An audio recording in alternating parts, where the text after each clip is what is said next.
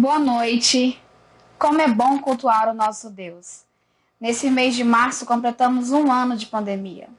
Tivemos que mudar muitas coisas, nos reinventar. Choramos, tivemos medo, ficamos estressados por ficarmos isolados. Mas hoje, apesar de tudo isso, eu quero agradecer. Eu quero comemorar, agradecendo a Deus pelas vidas que foram curadas, por não termos parado e conseguido, através da mídia, continuar espalhando a palavra nos cultos, nos PGMs, nos discipulados. E eu quero agradecer por você que, mesmo na pandemia, não desistiu da missão de Deus. A obra missionária não parou. Muitos continuam no campo servindo. Isso é motivo de alegria, é motivo de agradecermos. E você? Pelo que você agradece ao Senhor? Vamos orar, colocando apenas nossos agradecimentos a Deus por esse um ano. Senhor, quero te glorificar, Pai. Se estamos aqui é porque a misericórdia do Senhor esteve e está com a gente. Quero te agradecer, Deus, por aqueles que se dedicaram, que se reinventaram, para que a sua palavra não cesse, Pai, para que a sua palavra tenha um alcance, Deus, nos corações que estão isolados, que estavam isolados. Pai querido, em nome de Jesus, eu te agradeço por aqueles, Deus, que continuam no campo missionário. Eu te agradeço pelas vidas que foram alcançadas. Muito obrigada, Deus, pelo teu cuidado. Muito obrigada, Senhor, pelo seu amor. Muito obrigada, Pai, porque durante essa pandemia, durante esse um ano, Deus, nós sentimos a tua presença, nós sentimos a tua força, e eu te agradeço por isso, Pai. Te agradeço por cada um que está nos assistindo, por cada um, Deus, que tem acesso à tua palavra através da mídia, Deus, através de uma mensagem do WhatsApp, Senhor, seja qual for a rede social, Pai. Muito obrigada porque eles ouviram, porque cada um ouviu a sua mensagem, Deus. Eu te louvo por este culto, que o Senhor fale abundantemente em nossos corações. Em nome de Jesus, amém. Em Salmo 118, versículos 28 e 29, diz assim: Tu és o meu Deus, e eu te louvarei. Tu és o meu Deus, e eu anunciarei a tua grandeza. Deem graças a Deus, o Senhor, porque Ele é bom e porque o seu amor dura para sempre. Como o amor de Deus nos enche, como Ele nos dá força para continuar, para nos reinventar. Declare todos os dias quem Ele é para você. Alegre-se e exalte o nome do Senhor.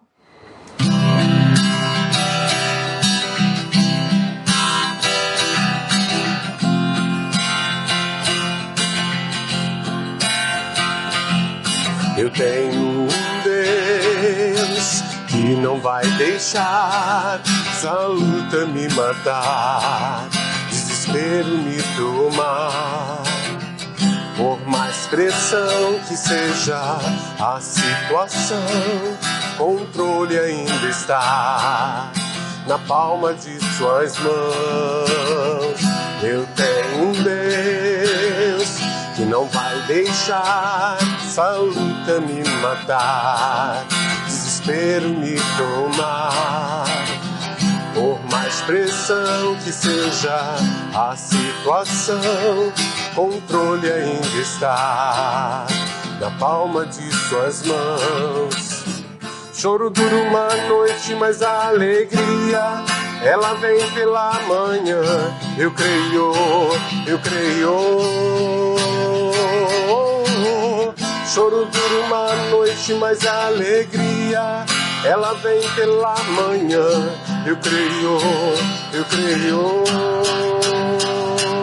Ainda que a figueira não floresça e não haja fruto na vide, e o produto da oliveira minta, todavia me alegrarei, todavia me alegrarei, todavia me alegrarei.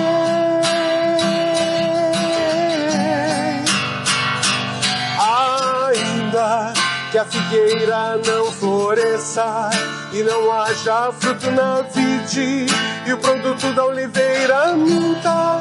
Todavia me alegrarei, todavia me alegrarei, todavia me alegrarei.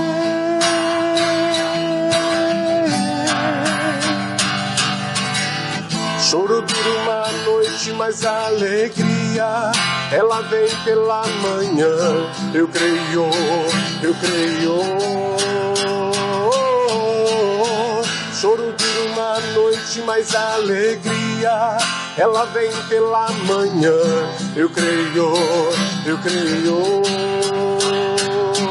Ainda que a figueira não floresça e não haja fruto na vide, e o produto da oliveira minta, todavia me alegrarei, todavia me alegrarei, todavia me alegrarei.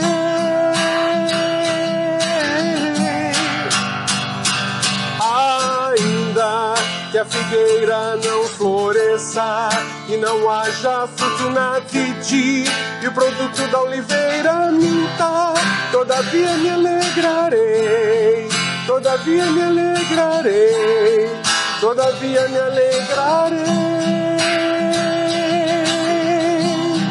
todavia me alegrarei, todavia me alegrarei, todavia me alegrarei.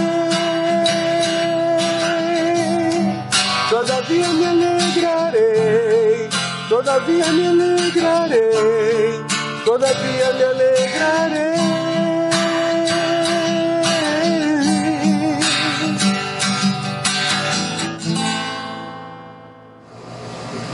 No momento de dízimo de hoje, eu quero ler com vocês Gênesis, capítulo 4, versículos de 3 a 7, que diz assim: O tempo passou. Um dia Caim pegou alguns produtos da terra e os ofereceu a Deus, o Senhor. Abel, por sua vez, pegou o primeiro carneirinho nascido no seu rebanho, matou-o e ofereceu as melhores partes ao Senhor. O Senhor ficou contente com Abel e com sua oferta, mas rejeitou Caim e a sua oferta. Caim ficou furioso e fechou a cara. Então o Senhor disse: Por que você está com raiva? Por que anda carrancudo? Se tivesse feito o que é certo, você estaria sorrindo, mas você agiu mal. E por isso o pecado está na porta, à sua espera. Ele quer dominá-lo, mas você precisa vencê-lo. Quero falar sobre a oferta de Abel. Você pode perceber a importância que a entrega tinha para ele, pois mostra cuidado, zelo pelo que Deus tinha dado e a sua fidelidade para com o próprio Deus. Quando Deus rejeitou a oferta de Caim, estava falando da atitude do seu coração. Assim como a viuvinha que falei semana passada e de Abel hoje, a fidelidade deles, agradou o coração de Deus. Deus não fala de quantidade, ele fala de coração fiel. Há um tempo atrás, eu sempre tive um sonho de trabalhar com carteira assinada, Então eu fiz um propósito com Deus. Senhor, quero um emprego e serei fiel no dízimo. Naquele tempo eu não entregava o dízimo, não tinha um emprego muito fixo, então eu não entregava com fidelidade. Deus me deu, mas 3 dias depois eu perdi meu pai, que era o provedor maior da casa. E agora, como é que eu vou ser fiel àquilo que disse ao Senhor? Mudou tudo. Irmãos, depois daquele dia, nunca mais deixei de dar o dízimo. De devolver, na verdade, aquilo que eu fui abençoada. Depois da morte do meu pai, nunca faltou nada do que eu realmente preciso. Seja fiel a Deus nos seus dízimos e nas suas ofertas. Aqui ao lado nós temos conta para depósito e também o Pix. E não esqueça que estamos em campanhas de missões mundiais. Vamos ultrapassar esse alvo de R$10.000. Oremos pelos dízimos e ofertas consagradas nesse dia. Senhor, meu Pai, quero colocar diante de Ti nossos dízimos, nossas ofertas, nossos corações, Pai. Nos ajude a sempre ser fiel à sua palavra, ser fiel ao Senhor por aquilo que o Senhor nos dá, por aquilo que o Senhor é para nós, Pai. Abençoe os lares, ó Deus, que estão com dificuldades, para que o Senhor possa trazer a provisão. Assim, Deus, como o Senhor foi, Deus, me abençoou, não sou perfeita, mas como o Senhor me abençoou, eu sei que o Senhor também pode derramar bênçãos na casa de cada um aqui que está nos assistindo, Pai. Cuide, Senhor, e nos ajude, Pai, em nome de Jesus, a atingir, a ultrapassar o alvo de missões, para que os missionários, ó Deus, tenham o seu sustento no campo, para que possamos ajudar famílias nos projetos de missões mundiais. Muito obrigada, Deus, pelos dízimos e ofertas de hoje. Assim oro em nome de Jesus. Amém.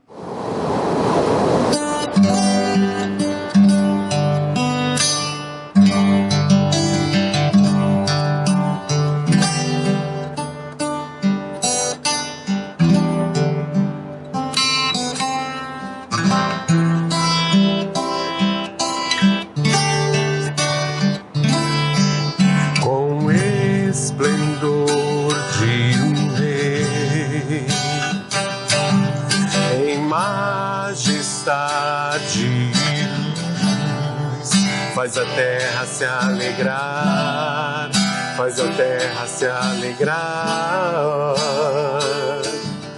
Ele é a própria luz. As trevas vão fugir, tremer com sua voz, tremer com sua voz. Quão grande é o meu Deus, cantarei. Quão grande é o meu Deus, e todos hão de ver. Quão grande é o meu Deus.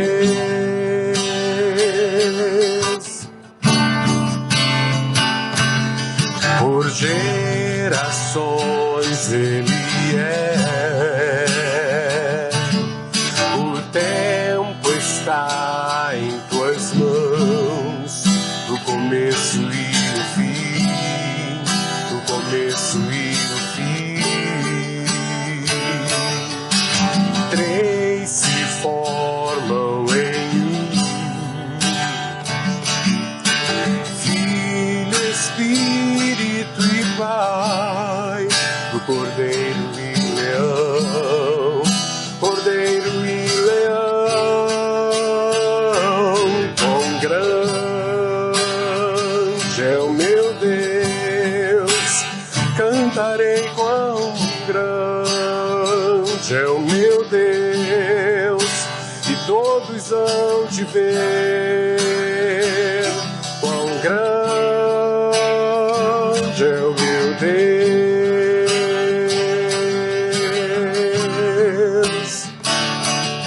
Sobre todo nome é o seu, tu és digno do louvor. Eu cantarei. Quão grande é o meu Deus, quão grande é o meu Deus, cantarei. Quão grande é o meu Deus, e todos hão de ver. Quão grande é o meu Deus,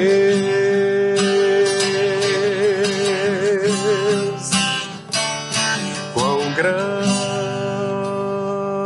é o meu Deus, cantarei. Quão grande é o meu Deus, e todos hão de ver. Quão grande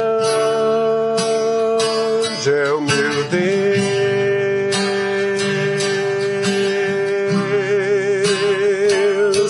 quão grande é o meu Deus, cantarei quão grande é o meu Deus, e todos hão de ver quão grande é o meu Deus.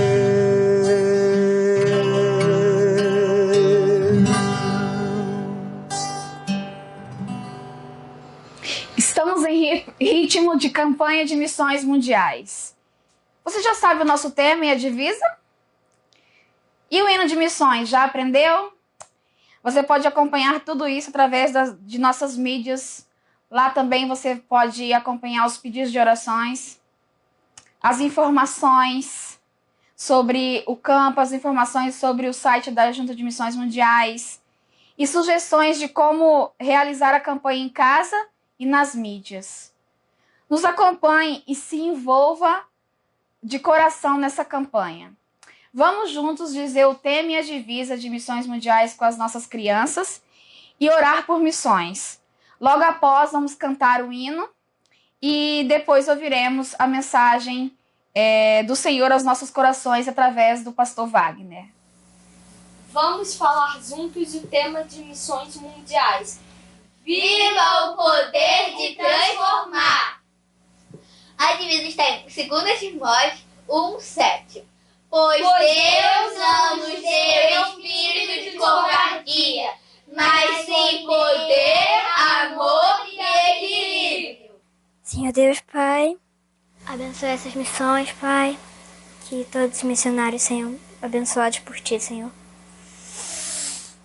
Abençoe as missões, abençoe a vida de cada um aqui, Pai. Abençoe a vida das pessoas. E que todos fiquem bem nessa campanha. Te peço, amém.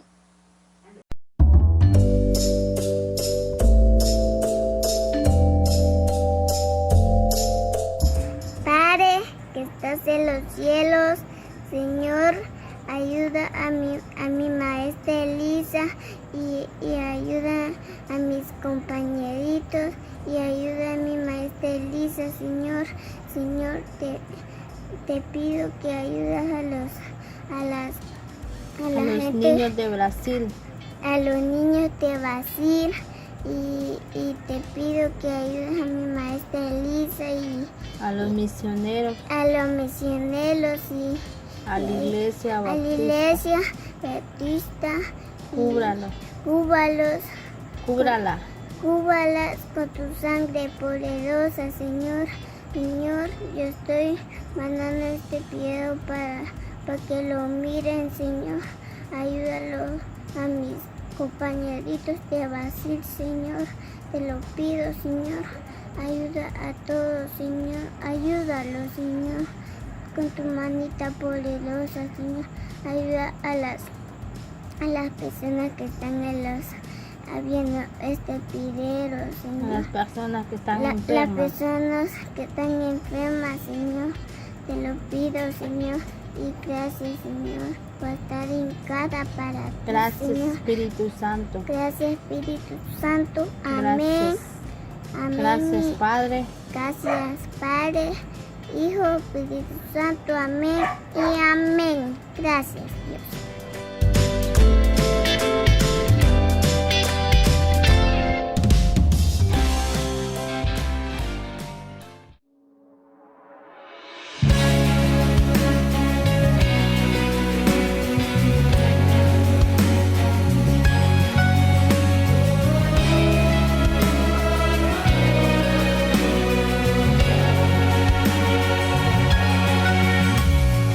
Foi por sua graça e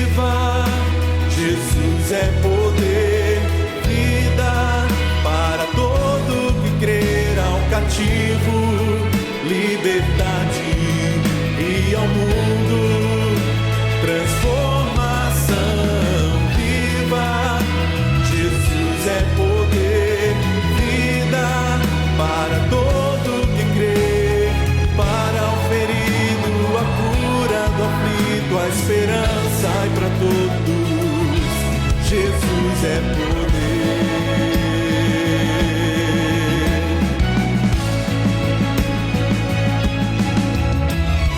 Lágrimas e aflições não poderão impedir a palavra que vence o mundo e a morte. Cristo Jesus é poder. Viva! Jesus é poder. Para todo que crê ao cativo, liberdade e ao mundo, transformação. Viva!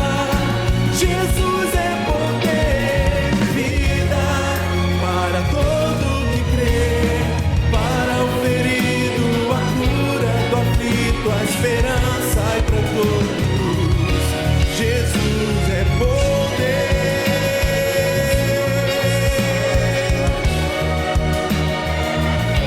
Jesus é poder.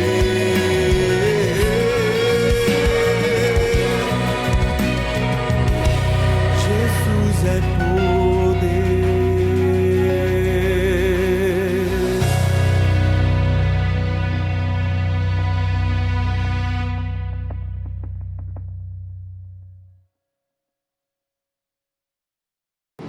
Boa noite, irmãos. Boa noite, igreja. Obrigado por mais uma oportunidade. É um privilégio estar aqui, poder compartilhar com os irmãos um pouco daquilo que Deus tem colocado no meu coração. Então, eu agradeço profundamente mais uma vez a oportunidade da gente poder estar aqui nesse momento.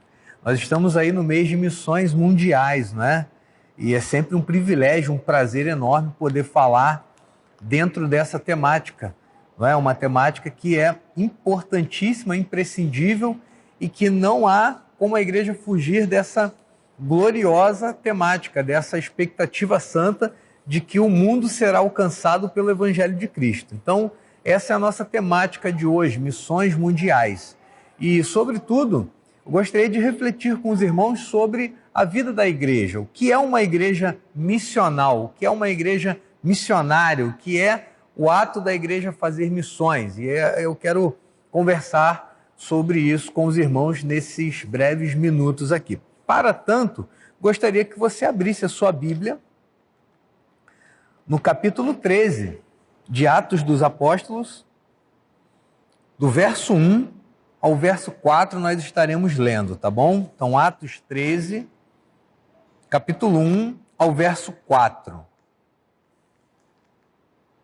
Diz assim a palavra do Senhor: Na igreja de Antioquia havia profetas e mestres, Barnabé, Simeão, chamado Níger, Lúcio de Cirene, Manaém, que fora criado com Herodes o tetrarca, e Saulo.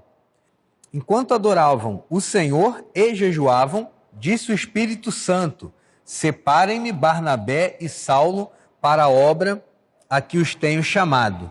Assim, depois de jejuar e orar, impuseram-lhes as mãos e os enviaram. Enviados pelo Espírito Santo, desceram a Seleucia e dali navegaram para Chipre. Chegando em Salamina, proclamaram a palavra de Deus nas sinagogas judaicas. João estava com eles como o seu auxiliar. Viajaram por toda a ilha até que chegaram a Pafos. Ali encontraram um judeu chamado Bar-Jesus, que praticava magia e era falso profeta. Ele era assessor do procônsul Sérgio Paulo. O procônsul, sendo homem culto, mandou chamar Barnabé e Saulo, porque queria ouvir a palavra de Deus. Mas Elimas, o mágico, esse é o significado do seu nome, opôs-se a eles e tentava desviar da fé o procônsul. Então Saulo, também chamado Paulo, cheio do Espírito Santo, olhou firmemente para Elimas e disse: Filho do diabo, inimigo de tudo que é justo, você está cheio de toda espécie de engano e maldade. Quando é que vai parar de perverter os retos caminhos do Senhor? Saiba agora que a mão do Senhor está contra você, você ficará cego e incapaz de ver a luz do sol durante algum tempo. Imediatamente sobre ele, névoa e escuridão, e ele, tateando, procurava quem o guiasse pela mão. O procônsul, vendo o que havia acontecido, creu, profundamente impressionado com o ensino do Senhor. Que o Espírito Santo nos ilumine nessa ocasião para que a gente possa entender o que ele quer dizer à igreja essa noite. Bom, acabei lendo o texto quase por completo aí, né? Fomos até o versículo de número 12, mas a nossa reflexão se dará de fato aos primeiros versículos, que é sobre o envio de Barnabé e Saulo, né? Porque uma igreja missional, ela não é simplesmente uma igreja que investe alguns recursos, ou investe parte do seu tempo, ou pouco do seu tempo, na tarefa evangelística, ou na tarefa missionária, ou na tarefa de enviar gente para ir a outros povos, que não seja o seu próprio povo, em que essa igreja local está localizada, para a pregação do evangelho. A igreja missional, ela é missional porque a palavra de Deus qualifica a igreja nesse sentido, nos mostrando que a qualidade essencial, que a síntese, que a gênese de toda a igreja é missões. Toda a igreja, ela deve, em sua essência, ser uma igreja missionária, uma igreja bíblica. Se nós tivéssemos que definir rapidamente o que é uma igreja bíblica, nós deveríamos definir que uma igreja bíblica é uma igreja missional, que respira missões, que tem o seu DNA, o seu propósito de viver, o seu respirar é o chamado de missões. Agora veja, o chamado de missões, ele é profundo, porque ele é um chamado para ser povo de Deus. O povo de Deus é chamado a ser instrumento da missão de Deus, porque nós aprendemos que, na verdade, missões não é a igreja que está em missão, mas é Deus que está em missão em resgate do homem. Mas veja, Deus quer usar, e Ele convoca você essa noite, é sobre isso que nós vamos trabalhar aqui. Deus quer usar o seu povo, a sua igreja, nessa terra, como instrumento de sua missão. Então, uma igreja missional é uma igreja que entende e reconhece a sua característica de instrumento e está continuamente se deixando levar por aquilo que Deus quer no ato de evangelizar, no ato de levar o outro a Cristo Jesus. Então, nesse texto, é exatamente isso que a gente vê. A gente vê o envio de Saulo e Barnabé, e agora percebam, não é a igreja que envia, por isso a missão não é da igreja, mas como Deus está em missão para buscar o homem, para resgatar o homem, é o Espírito que separa Saulo e Barnabé, através da vida da igreja. Veja, dois agentes, então, estão misturados, né? É uma simbiose entre o Espírito de Deus, o Espírito Santo, e a gente vê como isso é importante. Lá no começo do livro de Atos, quando a gente tem Atos 1:8, e recebereis poder quando o Espírito Santo descer na vida da igreja, né? Esse poder, esse Espírito de Deus, é o que potencializa, o que capacita a igreja a fazer tudo o que ela fez. A igreja ela só chegou aqui no capítulo 13, porque o Espírito Santo invadiu a vida da igreja lá em Atos 1:8, cumprindo-se então a promessa de Jesus. Na verdade, o cumprimento da promessa se deu naquilo que conhecemos em Atos 2 como o dia de Pentecostes, mas Atos 1:8 é a promessa estabelecida de que os primeiros apóstolos, aquela primeira igreja, os discípulos, e com mais um grupo de 120 pessoas, os primeiros líderes ali da igreja, eles receberiam poder vindo do alto, receberiam o Espírito Santo de Deus, e só então eles serviriam de testemunha. Veja, a igreja é justamente esse instrumento que recebe do alto uma capacitação espiritual para que ela fosse testemunha de Jesus aqui nessa terra. E aí a gente chega aqui em Atos 13, com esse maravilhoso envio. E o texto vai confirmar mais uma vez que a igreja missional é uma igreja cheia do Espírito Santo de Deus, cheia do poder de Deus. E ela não é uma igreja que ouve a voz do Espírito como se fosse de longe. como se o Espírito fosse alguém de fora, externo à vida da igreja, e que a igreja ouve e decide se vai ouvir ou não. Não é assim que funciona. A gente vê claramente, novamente usarei essa palavra, uma simbiose, uma unificação, não é, da igreja com o Espírito. E o Espírito Santo, então, pega Paulo e Barnabé através da igreja e envia, então, para que eles pudessem ir por toda aquela região pregar o evangelho. E a gente foi vendo aqui no texto que eles viajaram um pouco. Isso é um pouco da história desses homens. A gente leu um pouco mais, né? Deu prosseguimento aqui para você entender a proporção que isso toma quando o Espírito Santo move-se e a igreja consegue entender esse movimento do Espírito Santo, e aí sim ela vira uma igreja de fato missional, com essa qualidade essencial de levar o evangelho. Então a igreja de Antioquia, ela tem esse poder do Espírito Santo agindo nela, não apenas externamente, mas mexendo com a sua intenção, com a sua motivação, com o seu coração, com o seu ser.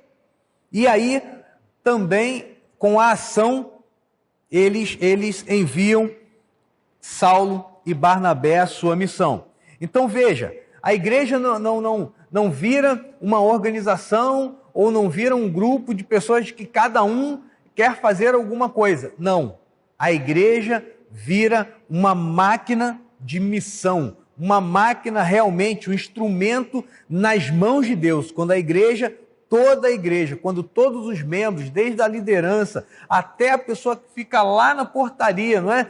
Todos da igreja, quando são atingidos pelo Espírito Santo, com essa motivação, com essa visão que vem do alto, para o ato de resgate do homem, aí sim, ela vira uma igreja missional. E aí a gente não tem bagunça, o que a gente tem é algo extremamente perfeito, orquestrado pelo Espírito Santo de Deus, e aí o que acontece é que a igreja tem sucesso em toda a sua vida. Isso é uma igreja bíblica, isso é uma igreja missional.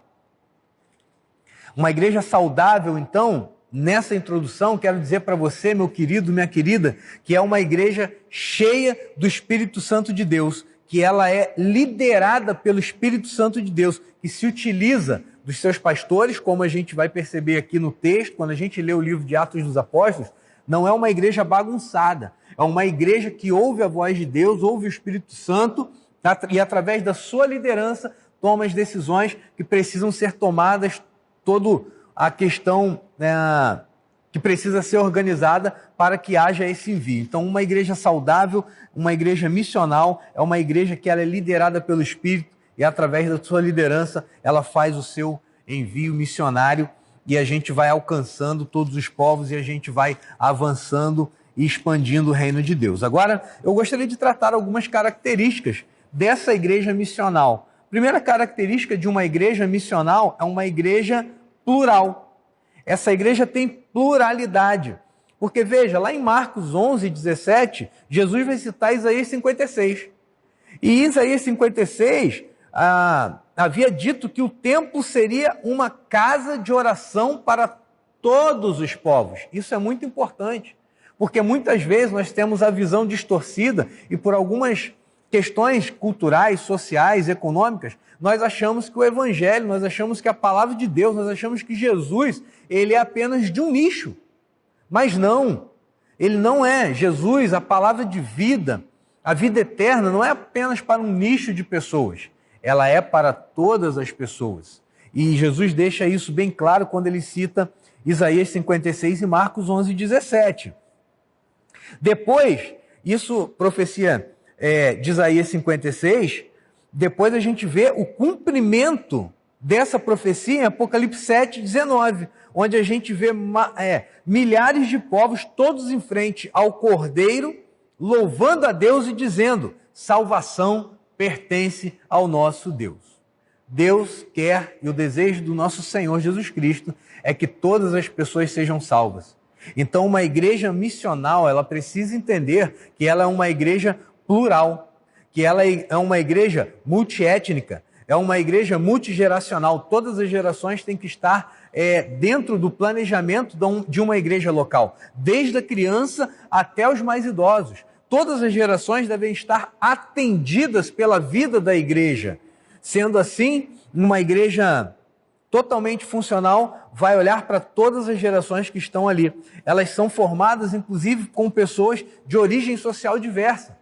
Não deve haver e não pode haver no meio da igreja divisão entre aqueles que têm uma condição social, uma condição econômica a mais ou uma que tem uma condição econômica a menos. Não pode ser assim, a Bíblia não nos ensina assim, porque o que a gente vê na igreja de Atos dos Apóstolos é exatamente essa pluralidade. E a gente vê no cumprimento da profecia em Apocalipse 7:9, pessoas muito diferentes. Talvez se a gente ampliar a nossa mente, ampliar a nossa criatividade, né? Ampliar aquilo que Deus nos deu como capacidade criativa, nós devemos entender, e quando olhamos para o texto de Apocalipse 7:9, que teremos ali, inclusive, pessoas que aqui na Terra, em algum momento foram inimigas. Pessoas muito diferentes. Mas em Apocalipse 7:9, o cumprimento da profecia é que mais de 15 mil povos estão em frente ao Cordeiro, louvando a Deus e dizendo que a salvação pertence ao nosso Deus. Uma igreja missional é uma igreja plural. Em Antioquia, era assim, esse texto que a gente lê, a gente percebe na composição, inclusive da sua liderança, que era muito diversa. Nós temos um negro, então provavelmente africano, nós temos judeus, essa é a composição da igreja de Antioquia. Nós temos cidadãos romanos, veja, nós temos pessoas comuns, como eu e você, nós temos ali gente rica, gente bem conectada, como o texto diz aí, Manaém, tá? Então nós temos pessoas diferentes servindo sob o mesmo Senhor, numa mesma igreja local. Isso é uma igreja missional. Quando a gente pensa numa igreja missional, a gente pensa na pluralidade da humanidade. Todos devem estar cobertos com o sangue do Cordeiro. Todos devem estar servindo ao Senhor Jesus na mesma e numa mesma igreja local. Nesse sentido, a gente pode se lembrar muito bem de Colossenses 3:11. Nessa nova vida, já não há diferença entre grego nem judeu. Olha aí, não há diferença entre circunciso e incircunciso, bárbaro e cita, escravo e livre, mas Cristo é tudo e está em todos. Então, uma igreja missional, ela é uma igreja plural, tanto na sua pregação quanto no seu servir. Uma igreja missional, ela proclama a boa nova de Cristo para todas as pessoas, todos os tipos de pessoas, todas as tribos, inclusive as nossas tribos urbanas, mas ela também serve. Todas essas pessoas que são alcançadas por Cristo, elas devem estar servindo na igreja local com os seus dons e os seus talentos. Isso é maravilhoso, porque muitas das vezes porque a gente tem algum preconceito com alguma tribo, a gente acaba não levando o evangelho para esse tipo de pessoa ou para aquele determinado nicho, né? Para aquela determinada tribo, e a gente perde ministérios maravilhosos, dos quais Deus poderia usar grandemente dentro das nossas igrejas locais. Por isso, nós não podemos, de maneira nenhuma, deixar de pregar o evangelho. Isso tem que ser uma máxima numa igreja missional. Pregar o evangelho, de fato, a toda criatura, a todos os povos, a todas as tribos, a todas as nações. Isso é o desejo do nosso Senhor e Salvador Jesus Cristo. Uma igreja saudável sempre alcançará pessoas diferentes e as transformará em irmãos e irmãs em Cristo, pois a igreja já aponta, mesmo que de uma forma incompleta, para aquilo que teremos de uma forma completa na volta de Cristo Jesus, conforme 1 João 3:2. Então, uma igreja missional, em sua característica, é uma igreja plural, uma igreja que prega para todos e que todos servem ao Senhor Jesus e à sua causa. Uma segunda característica dessa igreja, quando a gente olha para o texto, é que essa igreja, parece bem claro, bem nítido isso, mas eu eu gostaria de me aprofundar um pouco nisso aqui, é que ela é uma igreja cristocêntrica. Normalmente, quando a gente fala isso, todo mundo já diz, né? Mas a minha igreja é cristocêntrica, não é? A gente sempre faz as coisas pensando em Cristo. E de fato é isso, mas eu gostaria de me aprofundar um pouquinho sobre isso aqui. A palavra aqui, eu vou me aprofundar a partir da palavra adoravam. Porque, veja, foi no meio da adoração, verso 2, enquanto adoravam ao Senhor e jejuavam, disse o Espírito Santo. Veja, esses homens, essa igreja, eles ouviram a voz do Espírito Santo enquanto eles adoravam. Mas vejam, esse é o ponto. Quando nós falamos agora nessa palavra, adoravam, muito provavelmente você está pensando de uma forma moderna a adoração. Você está pensando no que normalmente nós fazemos durante a nossa liturgia de culto, quando você vem aqui no templo ao domingo, ou quando você, de posse da transmissão, agora com a tecnologia nos ajudando, você está na sua casa e nós temos ali dentro da liturgia o nosso momento de adoração, não é? Então a gente tem uma equipe de louvor muito bem capacitada, a gente tem um bom ambiente, a gente tem músicas muito bonitas, louvores assim que tocam o nosso coração, a gente tem tudo do bom e do melhor no que diz aí sobre a nossa sonorização, e aí a gente louva, a gente adora, e para a gente isso, quando a gente olha para o texto, a gente está pensando nisso tudo. Mas não é isso que o texto está dizendo, porque esses irmãos aqui não têm essa conotação moderna do ato de adorar como nós temos. Então a gente precisa entender um pouco aqui, para a gente se aprofundar, o que seria essa adoração. Porque para esses irmãos é muito mais profundo do que apenas meros minutos dentro de uma liturgia. O ato de adoração não é simplesmente dentro dessa forma que nós conhecemos, ou que pelo menos a maioria de nós assume hoje em dia. O texto se refere a muito mais do que isso, do que o uso de música para louvarmos a Deus. O texto está se referindo ao serviço a Deus através da oração, do ensino, do jejum, das boas obras, ou seja, das nossas práticas cotidianas, das nossas disciplinas espirituais. E tem uma característica, essa palavra aqui no texto tem uma característica de continuidade.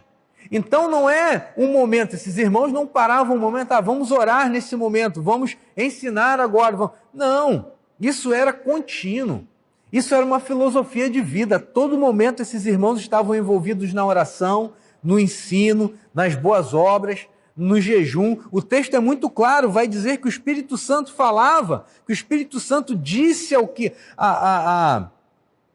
disse a esses homens no momento em que eles estavam adorando e jejuando. Então o ato de adoração nós precisamos entender que é muito mais profundo, tem a ver com continuidade da nossa vida no Senhor. Então veja, o ato de adoração de um cristão é o ato de servir a Deus. Adoração para esses irmãos é serviço, é servir. Por isso você deve se envolver na obra da sua igreja local e você deve se envolver na obra de missões. Porque é a forma de você servir a Deus.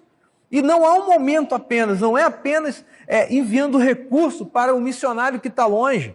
É se envolvendo diretamente no ato de adoração, no ato de oração pela vida desses irmãos e irmãs. É no ato de oração pelo seu vizinho, pelo seu país. É no ato de ensinar. É no ato de realmente praticar aquilo que é necessário para que outras pessoas reconheçam Jesus Cristo como o único e suficiente Salvador. Então esses irmãos aqui, quando eles pensam em adoração, quando o escritor sagrado ele fala de adoração, ele está falando, na verdade, no ato de servir, no ato de quanto eles serviam a Deus, talvez durante dias, semanas, meses e anos, mas isso não importava. O que importava era servir a Deus com a sua vida, com os seus recursos, com a sua motivação, com a sua alma. E era isso que eles faziam. E quando eles faziam isso, o Espírito Santo falava. E quando o Espírito Santo falou, o Espírito Santo trouxe, porque eu creio que foi exatamente isso que esses irmãos entenderam quando o Espírito Santo disse: separem-me Barnabé e Paulo para a boa obra, para a obra que os tenho chamado. foi uma profunda convicção, vinda somente do alto, do que eles deveriam fazer. Sabe, gente, quando Deus fala para a igreja, quando Deus dá uma direção para a congregação, para o corpo de Cristo, existe um profundo sentimento de que eles devem fazer aquilo que Deus está ordenando. E foi exatamente isso que esses irmãos aqui fizeram. Separaram então Saulo e Barnabé para a boa obra missionária. O ponto central que eu quero chamar a atenção, porque esse foi o início do tópico, né, é que essa igreja é cristocêntrica. Então, toda essa motivação gerada pela pessoa do Espírito Santo era uma motivação gerada em prol ou em direção a Cristo Jesus. Toda essa conversa, toda essa questão de oração, ensino, boas obras, jejum, tudo isso era pensado e nas rodas de conversa, tudo girava em torno da pessoa de Jesus. Eles não jejuavam por jejuar, eles jejuavam porque estavam pensando, crendo em Jesus. Eles não ensinavam porque eles queriam ensinar uma filosofia ou porque eles achavam bonito, mas eles ensinavam porque ensinavam as verdades que Jesus havia deixado. Então havia um forte senso de que Jesus deveria ser o centro da comunidade. Enquanto adoravam o Senhor, a gente vê isso claramente, porque Senhor, essa palavra, aqui em Atos, e geralmente em todo o Novo Testamento, essa palavra Senhor, ela se refere a Jesus. Então veja que ela era uma igreja que ela servia, mas a centralidade do seu serviço estava na pessoa de Jesus. Nós não poderíamos esperar outra coisa de uma igreja missional, senão a centralidade na pessoa de Jesus. E talvez por isso, irmãos, pela primeira vez nós fomos chamados de cristãos, de pequenos cristos. Por quê? Porque a igreja, ela agia como Jesus agia. Ela falava como Jesus falava. A igreja parecia com Cristo, porque ela tinha esse profundo senso de que Cristo Jesus tinha que ser o centro de tudo e de todas as coisas. Então a igreja deve ter o jeito de Jesus. Nós, eu e você, devemos ter o jeito de Jesus. Nós devemos falar como Jesus. Nós devemos agir como Jesus. Nós devemos parecer como Jesus. A igreja deve sinalizar a Jesus. Mas uma igreja, para conseguir fazer isso, ela precisa entender que o centro de toda a sua motivação deve ser Jesus. E aí depois a gente vê nos textos de Paulo que Cristo é o cabeça da igreja, lá em Efésios. A gente adora esse texto e a gente diz assim, de uma forma empolgada, que Cristo é a cabeça da igreja e Ele coordena a igreja. Mas veja que mudou agora um pouco. Quando você entende a profundidade da vida dessa igreja aqui, que está em Atos dos Apóstolos, a partir dessa visão da adoração que eles tinham de serviço e de centralidade da pessoa de Cristo, nós entendemos com mais profundidade o que Paulo está dizendo, porque de fato Cristo é o centro da igreja, Cristo é a cabeça da igreja. E aí a gente vê também em Gálatas, quando ele vai dizer que nele fomos crucificados e para ele agora vivemos. Essa igreja tinha essa profunda ideia, essa profunda identidade, esse DNA, essa marca, essa tatuagem que não sai mais, é irreparável, inegociável. Não sai a centralidade da pessoa de Cristo Jesus na vida da igreja. E aí também em Colossenses, que tudo que fazemos é para a glória dele. E Paulo ainda escreve, Cristo em vós, a esperança da glória, Colossenses 1, 27. Estou dando tanto tempo a isso, irmãos, porque por muitos anos, quando a gente olha para a vida da igreja, a gente vai perceber que historicamente nós tivemos muitas igrejas, muitas denominações, organizações para-eclesiásticas que colocaram o centro no planejamento, o centro nas estratégias, o centro nos números, o centro na influência, sabe? O centro na tradição, o centro no rito, em tantas outras coisas. Quando, na verdade, uma igreja missional, uma igreja de fato bíblica, uma igreja como essa aqui, de Atos dos Apóstolos, que tem que ser um exemplo para a gente, era uma igreja muito simples, uma igreja que não perdia o foco. O foco é Jesus. Cristo é o centro sempre da vida da igreja. Então, uma igreja missional é uma igreja, irmãos, primeiramente plural. Segundo, uma igreja cristocêntrica. E terceiro, irmãos, eu não poderia deixar de citar isso. É uma igreja que ela é sensível à voz do Espírito Santo. É uma igreja que ouve o Espírito Santo de Deus, sabe? Quando temos novos convertidos, irmãos, esse novo convertido, ele é uma criança, ele é um bebê, ele acabou de nascer. E normalmente a gente diz isso, a gente enfatiza isso quando nós recebemos esses bebês espirituais, né, na nossa congregação, na nossa igreja. E se a gente está tratando de um bebê espiritual, normalmente a gente tem um entendimento de que muitas coisas vão ter que mudar ali, não é? Porque a vida, quando nós encontramos a Jesus, ela muda. Ela muda completamente, radicalmente para alguns, assim, de uma forma muito atenuante. E dentro dessa mudança, quando a pessoa ela se converte, existem muitas vozes na cabeça dela, não é? Existem as vozes da tradição, as vozes da modernidade, as vozes dos medos, das antigas amarras, as vozes dos vícios, dos pecados que já estavam acostumados ali. A gente tem muitas vezes as vozes do orgulho, do ressentimento, da inveja, da ganância, da raiva. Então, todas essas vozes, elas estão ainda nesse novo convertido. Não, me arrisco a dizer, não só apenas no novo convertido, mas quanta gente já tem aí alguma caminhada de vida cristã e ainda ouve ou ainda dá ouvidos a algumas vozes que vão se perpetuando ao longo dos anos, né? E que vai devagarinho, na medida que Cristo vai sendo gerado, aí, o caráter de Cristo vai sendo gerado, essas vozes vão sumindo. Mas o fato, irmãos, é que em meio a todas essas vozes, a voz de Deus está ali também presente. O que eu quero dizer com isso? Que nós devemos, a igreja, porque se a igreja é um corpo, a igreja é o corpo de Cristo, a igreja também tem as suas dificuldades. Devemos entender que a igreja muitas vezes ouve, sim, as vozes da modernidade, da tradição, do pecado, do orgulho, dos ressentimentos, da raiva. E se a gente tratar assim, a gente vai também ouvir a voz de Deus.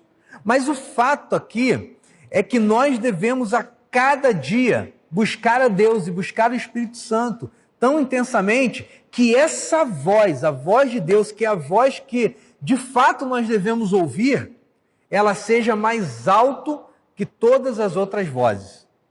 Mais alto, que ela seja mais forte, que ela tenha um impacto na nossa vida, um impacto diferente, um impacto de fato que nos vai fazer mudar de direção. Essa voz é que a igreja tem que se habituar a ouvir. Essa voz é que é uma voz de qualidade. Essa voz que é a voz que vai nos dar a direção certa. Essa voz de caráter específico, sabe? Ela tem que se contrapor, ela tem que ser maior, mais forte, mais alta, de modo que todos que fazem parte do corpo de Cristo possam ouvi-la. E sendo assim, quando igreja, quando todo o corpo de Cristo, meu irmão, minha irmã, ouve a voz do Espírito Santo de Deus com intensidade, sabe? Essa voz de qualidade, tudo muda na vida da igreja. E uma igreja missional é uma igreja que é sensível à voz do Espírito. E que porque ouve a voz do Espírito, as outras vozes vão se calando, sabe? E as vozes do pecado vão se afastando, as vozes da amargura, do ressentimento, da inveja, da raiva, esses sons dessas amarras, dos vícios, os sons da modernidade, das tradições, dos ritos, isso tudo vai diminuindo até o ponto que a igreja ouvirá tão somente a voz do Espírito de Deus. Então, a igreja do Senhor, uma igreja missional, É uma igreja que busca em oração, nas suas disciplinas espirituais, que busca jejuando, sabe? Que busca ali acordando de madrugada mesmo. Tenho feito esse desafio por onde passo.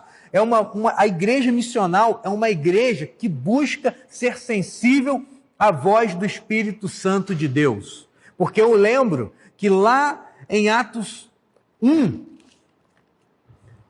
pouco depois do texto em que a gente relembrou, de Atos 1:8, quando de posse do texto temos a promessa de que o Espírito Santo desceria sobre a igreja, essa mesma igreja, de posse dessa promessa, essa igreja se reuniu numa casa. E se reuniu ali com as mulheres. Eu lembro que no texto, Maria, mãe de Jesus, está lá, Maria Madalena também, mais 120 pessoas estavam reunidas com a liderança daquela igreja. O que aqueles irmãos estavam fazendo? Aqueles irmãos estavam em oração, buscando o Espírito Santo de Deus, aguardando que Deus enchesse aquela igreja com o seu poder que vinha do alto. Então, a igreja do Senhor, uma igreja missional, é uma igreja que é sensível à voz do Espírito.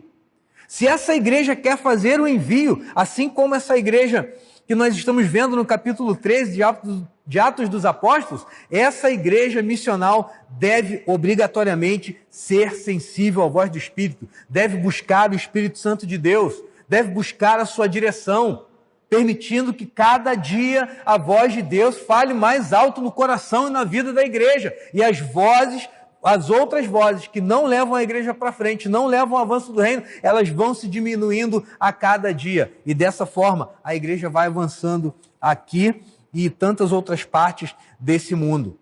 Sabe? Precisa, irmãos, de esforço e dedicação.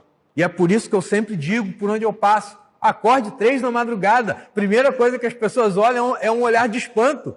Mas como assim, pastor? 3 da madrugada? Não pode ser um horário de dia, não pode ser de tarde, não pode ser quando eu acordo. Por que tem que ser de madrugada? Irmãos, ouvir a voz de Deus depende de um pouco de esforço e dedicação da nossa parte. Isso faz parte da nossa prática das disciplinas espirituais. Principalmente nós aqui no Ocidente que somos muito indisciplinados. Nós temos que disciplinar o nosso corpo, o nosso coração, a nossa mente, a ouvir, a nossa escuta espiritual. Nós precisamos apurar esse negócio. Então depende sim, irmãos, de um pouco de esforço, dedicação, sabe? Jejuar 2 vezes por semana não faz mal a ninguém. Se você pode, comece jejuando 2 vezes por semana. Acorde de madrugada, vai orar, buscar a voz de Deus. Porque uma igreja missional é uma igreja que ouve a voz do Espírito Santo de Deus. E eu não estou dizendo aqui que se Deus quiser falar, Ele não vai falar de outro jeito. Vai falar. Deus de fato fala. No entanto, o que eu estou dizendo à igreja é que você precisa estar aberto, igreja, a abrir espaço na sua agenda para que Deus fale com você. É que você precisa abrir na sua vida espaço, tempo. Você precisa buscar a Deus em algum momento. Você não pode viver para lá e para cá achando que a vida é um mar de rosas. Não. Deus quer falar, Deus quer agir por meio da igreja, mas há de convir, irmãos, que vamos precisar de um pouco de esforço e dedicação para que nós possamos continuar fazendo a obra do Senhor. Certamente uma igreja saudável e missional, ela é uma igreja sensível à voz do Espírito Santo de Deus, sabe? E quando a igreja começar a ouvir a sua voz, quando você começar a entender como Deus fala com você, certamente os seus ouvidos e os seus corações vão perceber quando Ele falar a qualquer momento, como a igreja de Antioquia ouviu Deus falar, separou então Barnabé e Saulo. Sabe, gente, último ponto, e eu já caminho para a nossa conclusão, é que a igreja missional é uma igreja que entrega o melhor para missões. Sabe, quando eu vejo Saulo e Barnabé, Saulo ainda não havia trocado o seu nome, não é? Quando Saulo e Barnabé, eles são separados, aquela igreja não tem medo. Sabe por que eu estou dizendo isso? Porque quando a gente olha para a vida dessa igreja, para a vida desses 2 homens, nós vemos que eles são 2 daqueles líderes assim, mais bem preparados. Eu não sei se você tem esse líder aí na sua igreja. Aqueles dois mais capacitados, aqueles dois, sabe, mais respeitados, aqueles dois que o pessoal está colado neles assim, que são uma grande referência, exatamente. Eu vejo na pessoa de Saulo e Barnabé, que são esses dois homens mais bem preparados, mais bem capacitados, talvez duas grandes referências na vida daquela igreja. E o Senhor pede, veja como ter escuta espiritual, irmãos, é importante. O Senhor pede, a igreja obedece. Quando o Espírito Santo de Deus fala, se a igreja tem um ouvido apurado, a igreja obedece. E aqueles irmãos obedecem à voz do Espírito de Deus, separam Barnabé e Saulo.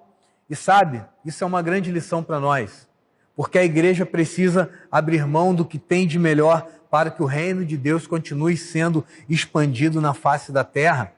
Eles não ficam, irmãos, com pensamentos e sentimentos egoístas, mas não.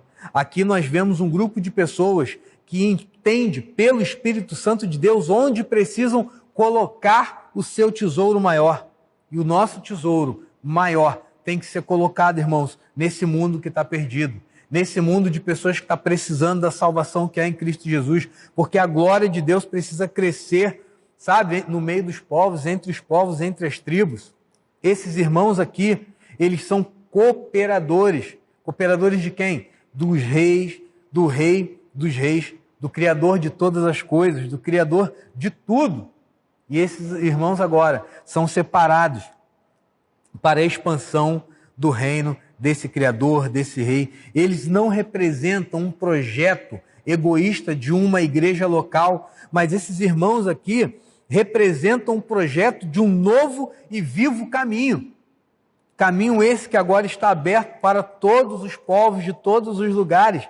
E essa igreja abre mão desses irmãos para que eles possam fazer parte ativa do plano do Espírito Santo de Deus que está capacitando e mostrando o que devem fazer. Então, uma igreja missional, ela não tem problema em liberar, em entregar o melhor dos seus servos para a obra do Senhor. Se há alguém chamado dentro da sua igreja, e se talvez ele seja uma referência, assim como Saulo e Barnabé, igreja do Senhor, libere.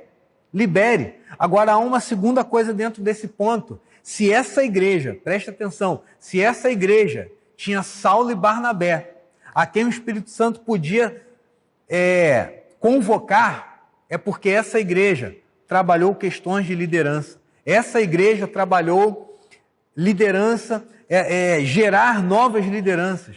Sabe? Muitas vezes a igreja falha nesse quesito. Muitas vezes o Espírito Santo pede, muitas vezes Deus dá a direção de um trabalho, de um ministério novo, de uma nova tribo para ser alcançada. E quando a gente olha para a nossa membresia, nós não temos essa pessoa. Sabe?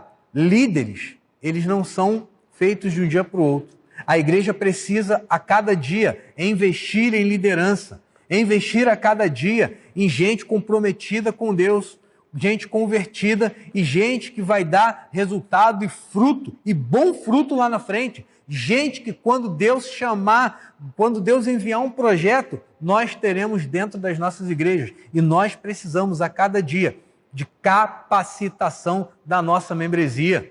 Pense na sua juventude, pense nos seus adolescentes, pense neles como cada um deles sendo um líder. Por isso que nós estamos trabalhando e trabalhamos aqui fortemente com nossos pequenos grupos. Porque cada membro é um ministro da palavra do Senhor. Cada membro dessa igreja deve ser treinado e capacitada para levar o evangelho dentro da sua casa. Então, cada crente tem que ser um ministro de Deus, preparado e capacitado. E cada casa deve ser uma igreja, porque assim a igreja vai poder continuar a expansão do reino de Deus aqui na terra. Eu vejo isso muito claro no texto, que se aquela igreja teve irmãos tão capacitados assim, de um know-how tão grande, tão respeitados pela sua história, é porque essa igreja teve um período de tempo para investir em liderança. Então, a igreja missional também é uma igreja que investe em liderança. E quando tem muitos líderes, irmãos, a gente não tem problema de liberar líderes, a gente não tem problema de entregar o melhor, os melhores para a obra missionária, seja onde for. A igreja missional, ela precisa aprender isso porque passa por essas coisas. Sabe, irmãos, não foram as organizações para-eclesiásticas que foram chamadas para fazer missões, não foram agências missionárias, não foram denominações, não foram igrejas. O plano não é esse. Não foram essas coisas que não são essas coisas que fazem parte do plano de Deus. Essas coisas ajudam muito, não é? Na organização de tudo. Mas Deus chamou a cada um de nós. Deus chamou a sua igreja. Ele não chamou uma organização para-eclesiástica ou uma denominação. Deus chama a sua igreja para que nós possamos preparar e enviar novos líderes. Você, igreja, precisa preparar e enviar novos líderes. Sabe? Foi a igreja enquanto família do Filho amado de Deus. Foi essa igreja, essa grande família de fé, que Deus chamou para fazer missões.